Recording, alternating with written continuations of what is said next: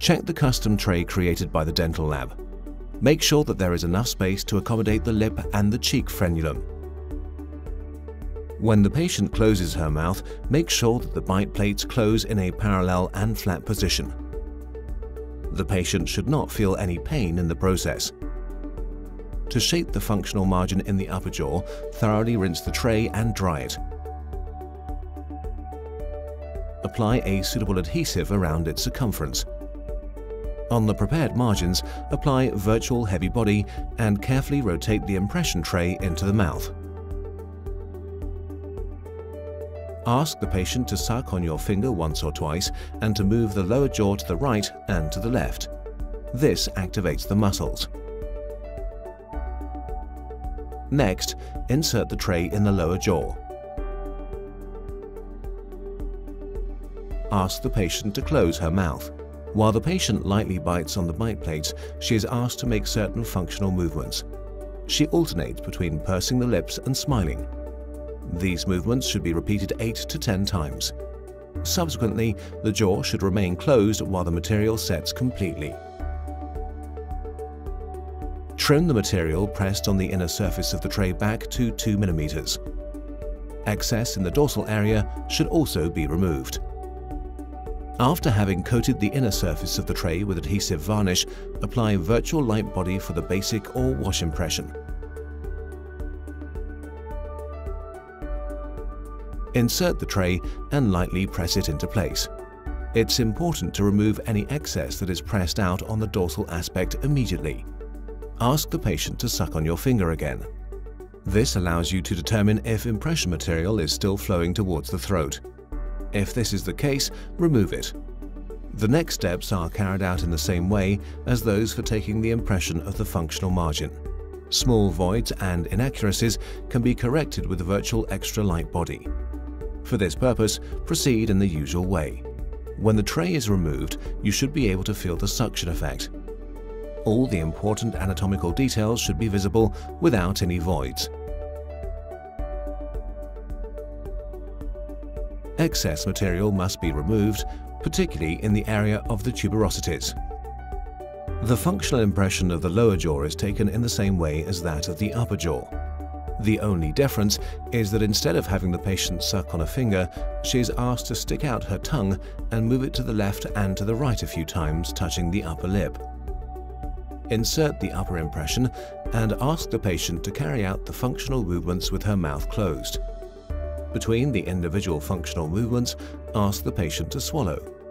This process is always the same, shaping the functional margin with virtual heavy body, taking a wash impression with virtual light body, and any necessary adjustments with virtual extra light body. Remove any excess in the area of the retromolar pads in particular. This will ensure smooth movements at a later stage. Check the stability and suction of the impression. When the jaws are closed, the bite plates should be positioned flat on top of each other. By testing the patient's speech, check the vertical dimension and then make any necessary adjustments. Ask the patient to say words such as 66 or Mississippi, or have them count from 60 to 70. If the vertical dimension is too high, the bite rims will touch each other when the patient speaks. In this case, remove one of the rims and test the situation again. If the vertical dimension is too low, you can increase it in millimeters with wax plates. The renewed determination of the physiologic resting position is also possible at this stage. Any corrections that are necessary can be transferred to the stylus of the gnathometer M. Check whether the setup is parallel to the campus plane and bipupillary line using an occlusal plane plate.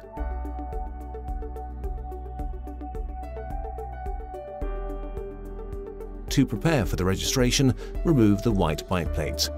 Adjust the vertical dimensions if necessary by rotating the screw. One rotation corresponds to 1 mm. Secure the adjusted screw with some wax. Attach the registration plate with the stylus to the lower impression. Use forceps for this purpose. Proceed in the same way in the upper jaw. Use a wax crayon and Bunsen burner to color the registration plate. Make sure to cool the plate thoroughly with water after coloring it. Inform the patient about the possible risk of injury before you insert the 2 impressions together with the mounted gnathometer CAD. The patient's tongue must not enter the space between the plates. The patient carries out protrusive and laterotrusive movements to the left and to the right. You can guide the patient by indicating the direction of the lower jaw movements with your finger. The movements should be repeated 3 times in each case. When the direction is changed, the patient opens her mouth, swallows, and then closes her mouth again. When a clear arrowhead or Gothic arch is visible, remove the bite plate from the upper jaw to record this position. If this is not the case, the tracing procedure has to be repeated. Mark the tip of the arrow with a permanent marker and record the position with the perforated plexiglass plate.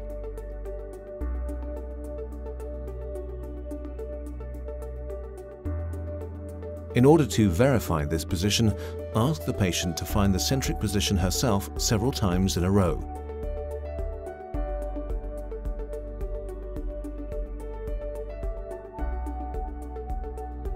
Subsequently, this situation is recorded with virtual CAD bite. You can now mark the midline and, if necessary, other referencing lines for the dental technician.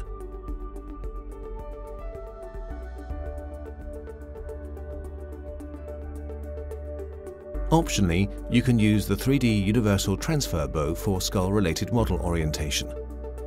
Attach it directly to the gnathometer M by means of the 3D joint.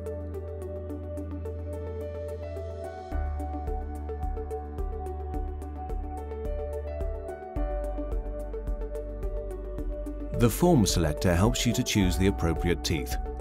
The integrated facial meter is used to determine the width of the nose. This information provides a reference for the size of the teeth. Together with the patient, you can now select the desired tooth shape and shade. It's also important to find out from the patient if they would like the anterior teeth to have a straight, natural, or individualized position.